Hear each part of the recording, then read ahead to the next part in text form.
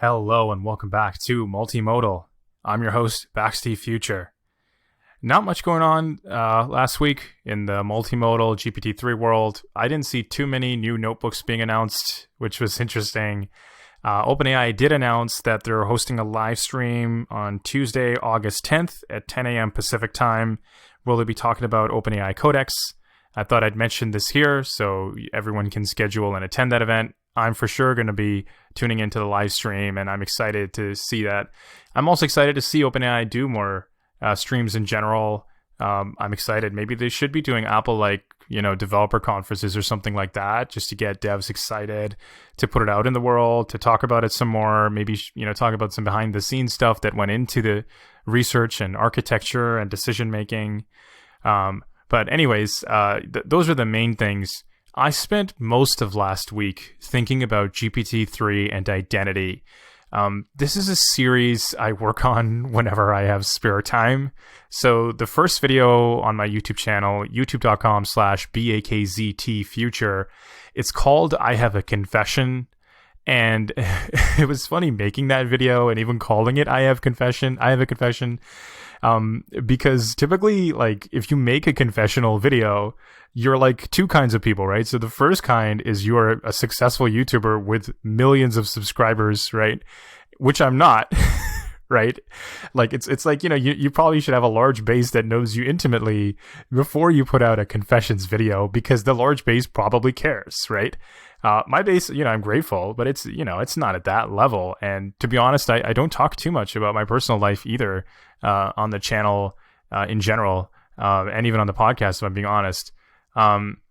But the other kind of person who does a confessions video, I remember early 2000s rappers always being big on the confessions, or they'd love to say they're really reminiscing. Reminiscing is the word they use to describe just reflection, But anyway, so the video is called I Have a Confession, and it was basically about this brief period in my life where I used GPT-3 to generate tweets that sound like me. And, I share the story and, in a very, I'd say, more artistic way. I talk about how this kind of created this existential crisis for me, because I only had to give GPT-3 26 of my own tweets, and it was able to generate these really unique tweets that sounded like something I'd say. Right. And it was really trippy because I even obviously posted these tweets on my Twitter and my YouTube channel, and nobody, not even my best friends, noticed. Right. Can you imagine that? Right. And so I dropped that video, and it was fun to make. It got a significant reaction. I think it's sort of like a meme now in the GPT-3 community. Just so many people have seen it and relate to it in some way. And I finished the video and I realized this video is actually a series, right? So the concept of GPT-3 and Identity Series came after GPT-3, I Have a Confession, that video. And it was because after that video, I realized that I've come across something much larger. And that much larger thing is sort of the existentialness and existential dread that GPT-3 and AI models, as they continue to get better, will just evoke, these intense existential thoughts and emotions amongst humans. And in some way, the I Have a Confession video was sort of me standing up and taking the lightning strike, being vulnerable, being more personal in that video, but taking that heat so that it provides some catharsis for other people.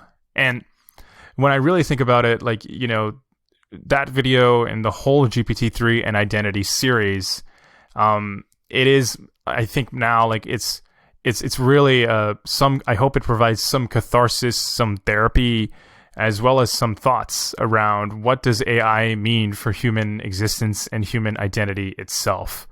And I think I mentioned this in a previous podcast, but I had designed that video to really entertain you in the moment, but later on when you're, going on a bike ride, which is where I have my thoughts, when you're in the shower, before bed, it would my goal was that video would creep up back in your conscious, and you'd be at first you're that's fun, but when it creeps up later in your head, you're but what does it mean? Right? What does it mean for me? What does it mean for my existence? And there is something about getting access to GPT-3. I almost think it's a rite of passage that you start questioning your own identity, that you start questioning your own purpose in life. If AI can increasingly mimic you, replace you, do your job, right? Complement you in ways that you would have been dependent on others, at some point you are going to ask yourself, why am I here? What is my role? What was I destined to do? What's unique about me?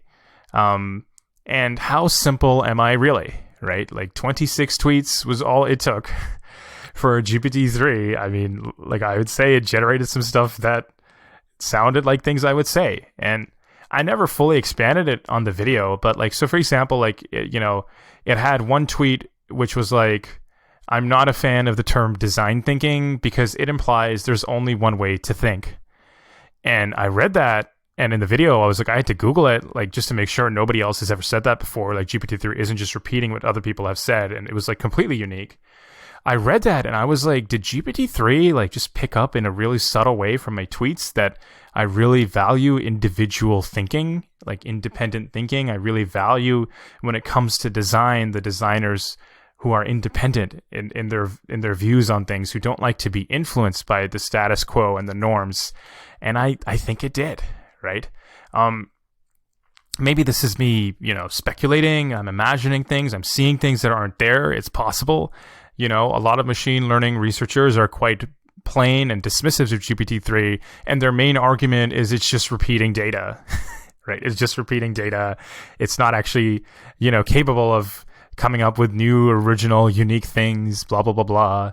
But I mean, it felt to me pretty compelling, right? Another tweet it came up from my perspective was, do you really think that's what they want to hear? And, that is another kind of way to sort of describe my identity, right? Like in a way, I'm sort of, in a way I can be paranoid about what other people are thinking. And also I kind of almost have a sense of what they're going to say. And I take pride in, perhaps presenting them with an alternative or more radical take on what I actually think is the truth, right? Like I think I'm more of a truth teller, and at some extent, I'm willing to disregard what the common folk, what ordinary people might think, if what I'm saying I believe is right and true. I'm willing to challenge and provoke, people's thinking, right? Challenge them. And so, those tweets were quite exemplary, but it was crazy because this was not a multi-million-dollar project. It was not like a multi-million-dollar team sat down and said, let's make tweets that sound like Backsteve Future. This was done in the process of like 10 minutes. I mean, I could send you the OpenAI notebook if you want. Maybe I'll put it in the comments. Sorry, I don't mean OpenAI notebook. I mean, you can share the playground links with all the settings and the prompt you use easily. Maybe I'll put that in the show notes or in the YouTube description. But anyway, so GPT-3 and Identity is a really important series. I almost think, whether it's GPT-3, GPT-4, whether it's DALL-E, all these different things, as AI gets better, people try it, as people hear about it, as everyone is exposed to it in some way, I think that series has some role to sort of explore this topic, provide some therapy, provide some answers, and definitely provide some catharsis in an entertaining and interesting way. And of course, the series is not just the I Have a Confession video. It's also, it has a follow-up video called Introducing GPT-3 Naval Ravikant, which, in my opinion, look, I'm the guy who made it. It sounds, very narcissistic of me to say, but I honestly think that video is like a gem of the internet. Like, it is so much of a wild ride, and like I wrote it as a satire, right? I did write it as a satire. But what I love about that video is how it's combining so many different things, right? So that video combines startup culture, GPT-3 and AI. It combines philosophy and this idea of a philosopher king. It combines just the whole identity problem, right? Like, and sort of it explores this idea of not just an identity crisis, but a hero identity crisis. Like this concept of, so much of who you are is shaped by the people you look up to, But, you know, we're in this era. In my case, like, at least my character's case in the GPT-3 Naval video, it was like, GPT-3 has not only... So in the last video, GPT-3 replaced me on Twitter. That's one thing, right? I'm already going through a lot, right? Like, you know, I confessed it, but it's already something I'm dealing with. And then GPT-3 even replaced somebody else I look up to, right? It was influenced me. And it's just like, dude, that was like a month ago. It's only been 2 months. And like, AI is just progressing and innovating in a way that, you know, so it's a blow to your identity that first it comes after you, and then it sort of debases you by going after the people you look up to, which also shape your identity, right? And so what is identity? What are the true sources of identity? Where does it come from, right? And what does it all mean? What does it mean? Now, to be clear, like, the GPT-3 and Identity Series, in some sense, it is it's very theatrical. It's very artistic. It is definitely a dramatization. You know, like, I don't want to sound like I'm Chicken Little here and running around saying AI is going to replace us. I'm just saying this is the stuff that's happening now. It's really compelling. This is stuff that's happening today. It's already raising all these philosophical, existential kinds of questions.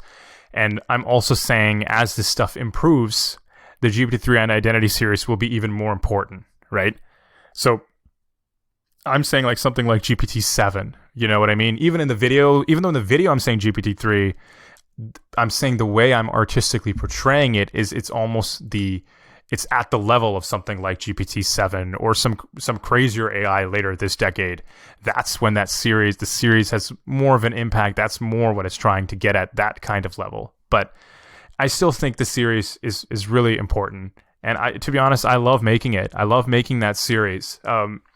You know, one of the things about YouTube that I just find really interesting, and I don't mean this in any disrespectful way to other people who make videos, but like I you know, a typical video I could make on YouTube is, oh, I typed this into GPT-3. Let's see what it says.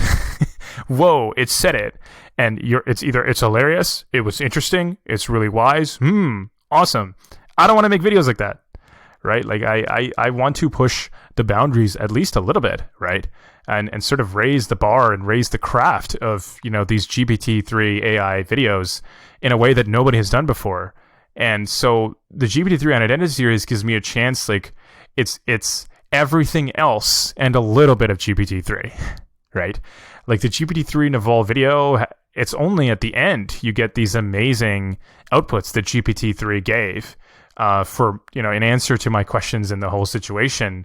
But the rest of the video, I'm not, you know, loading up OpenAI Playground. I'm not, you know, looking at the documentation. I'm not just like entering stuff and commenting on it, right?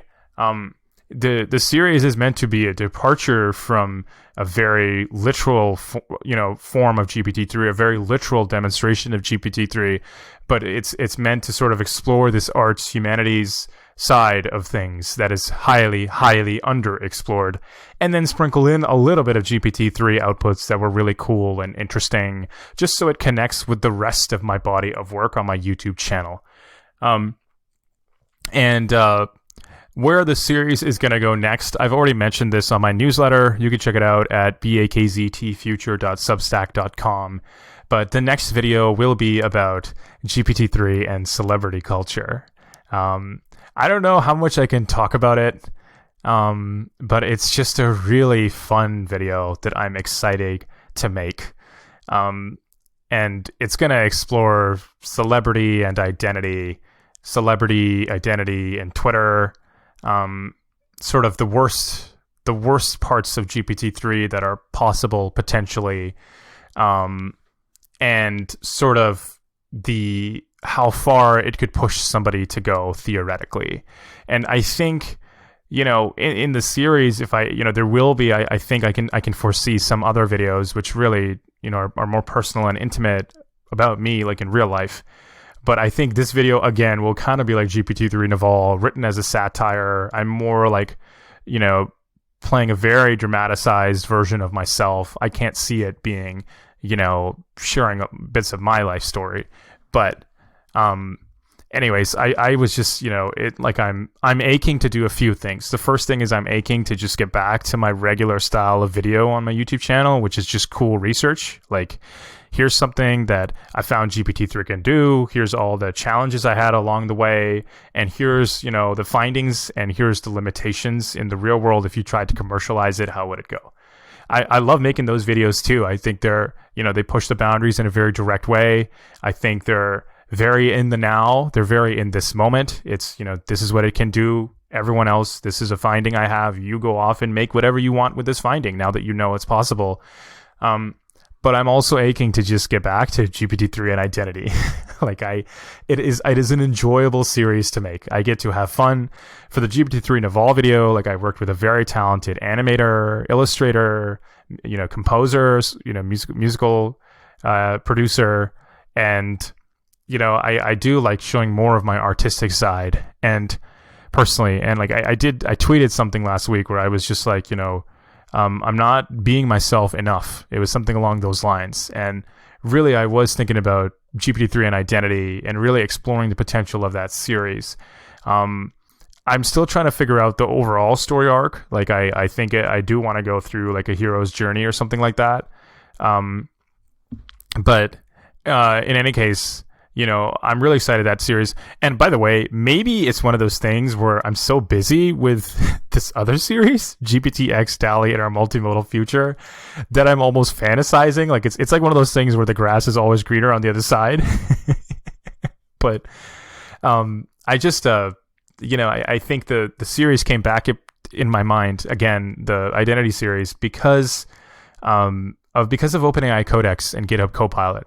I think because I'm a developer and I'm starting to see OpenAI, start writing AIs which can write code, that affects my living. And, I encourage you to check out previous podcast, episodes where I talked about it, my first impressions. I went through its, different terms of use and policies. I also went on this camping trip and shared my thoughts, but I think it's sort of triggered these feelings of existential dread. And that whole thing made me miss this series that I used to make, because I think I want that series not just to be a gift to everyone in my audience, but I want it to be something that we share between me and you, that I made this, you watched it, I shared maybe some of my deeper thoughts, my emotions, my anxieties, my, existential dread and trauma. And you were able to either learn from it, you found it entertaining, or maybe there was some kernel of truth and value in it for you that, we're both on separate journeys, but at least it was something we shared together. Anyway, so the GitHub Copilot stuff is sort of triggering other parts of my brain. And the way my brain works is my subconscious is always going.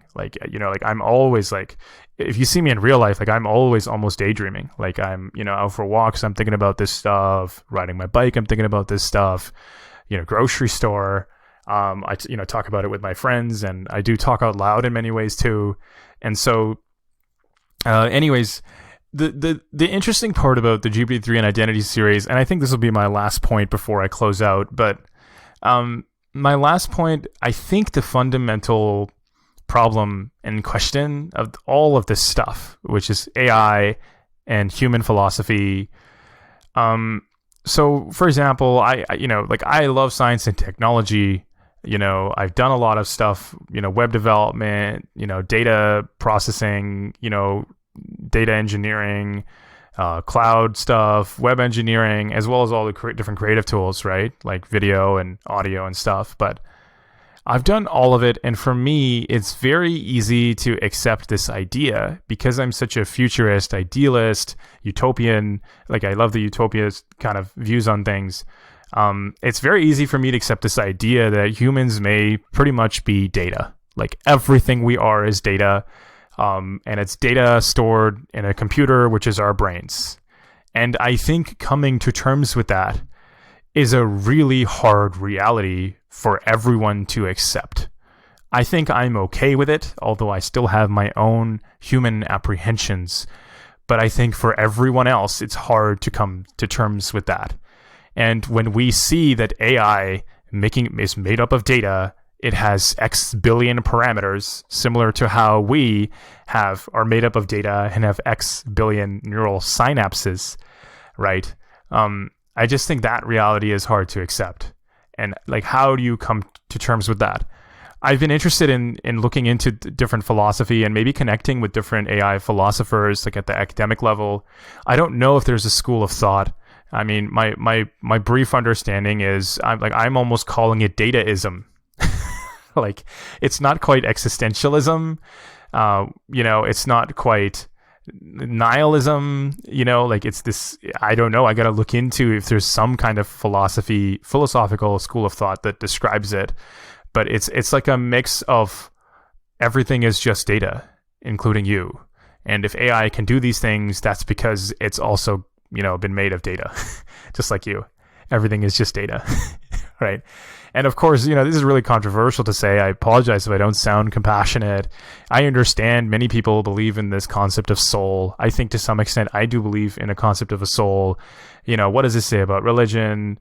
Blah, blah, blah, blah. And obviously the way these conversations go, I don't like having these conversations, to be honest. Sometimes I kind of prefer making videos because I can get my thoughts across without going off the rails. But where everything eventually goes when you talk about stuff like what I'm calling dataism is eventually it's like, well, we're all living in a simulation anyways, right? Everything is data. And part of the reason, this AI stuff works so well is because it uses math. And clearly the universe is powered by math because it's a simulation. Everything is math. Everything is data, blah, blah, blah, blah. Now, I don't know if I go that far. I think that, that stuff really goes off the rails very quickly. But, I think like this, this reality is a very lonely reality that's really hard to come to terms with. And I hope the series can answer those kinds of questions. And so I don't know the timeline on the series. Like, when will I work on the next GPT-3 and Identity series? To be honest, after GPT-X, DALL-E, and our multimodal future, that series, I'm actually looking to take like a vacation because it's been so challenging in all these different ways. And I really want to focus on that, really put it out there, make sure it's the best. But maybe later in December, I'll be able to drop that video on GPT-3 and celebrity culture. I don't even know what it's going to be called yet, but I have a rough idea of what I want to make. And also, I've been listening to music on Spotify, on Spotify.com. I think my username is the same, BAKZT Future or something like that. And it's also been triggering, different images that I have in my head about what could happen in that video. So anyways, I'm really excited. Today was a very behind-the-scenes kinds of conversation. I do hope you get a chance to watch the two videos that have been released under the GPT-3 and Identity series. I'm really proud of them. I think they're a lot of fun. I think they'll challenge you in all these different ways. And of course, the series culminates in the end, where basically I'm going to put up a phone number where you'll be able to text it and sort of, speak to me portrayed by GPT-3. And that's definitely a very exciting experience, for me as a creator, and for I'm sure the audience to just like, you may not know me in real life, right? But if something can imitate me at a pretty good level, and I'm going to see if I can fine tune it to like it's not just GPT-3 with 3 examples of stuff I'd say, or 23 tweets. Like, it would be trained on a large body of details about my life and my work and my philosophy and my perspective. And so I hope it would be a really fun, interactive experience. And I'm willing to spend money. I can imagine my, not just the cost to host the model, but even the text message fees. If, 1,000 people sent like 100 messages each, I'm willing to spend, maybe thousands of dollars just as a cool, like just audience engagement, life experience kind of thing. It's funny, like I don't do live shows or concerts or anything like that. I don't do any of that stuff. But I can do these things, and there's a certain charm and joy, and I do think it is pretty radical and pushing the boundaries. I don't know of any other person who's done something like that on YouTube. A lot of what I'm doing on YouTube is completely different. Like, I don't see a lot of YouTube channels that even do stuff as a series like I do. GPT-3 and Identity is a series released whenever I feel like. GPT-X, DALL-E in Our Multimodal Future is a series released basically like not all at once, but like I'm saying, it will be released over an intense month or so. I don't know a lot of YouTubers who do stuff like that. And so, yeah, like I definitely, like, I'm innovating, I'm experimenting in my own ways. Some of it's going to really work. Some of it is not, that's just part of the game. And I have fun doing things the way that I think is best for it depends on the video. Whatever's best for the work, that's what I try to do. And so anyways, not much to plug. That's it for this week. Thank you so much for listening. You know about my YouTube channel, youtube.com/bakztfuture. You know about my newsletter, bakztfuture.substack.com. You can follow me on Twitter @bakztfuture. And I hope you have a great day, night, evening, morning, wherever you are on this planet, in the universe, whatever you're up to, whatever you got planned. I hope it's awesome. Thank you so much. Bye.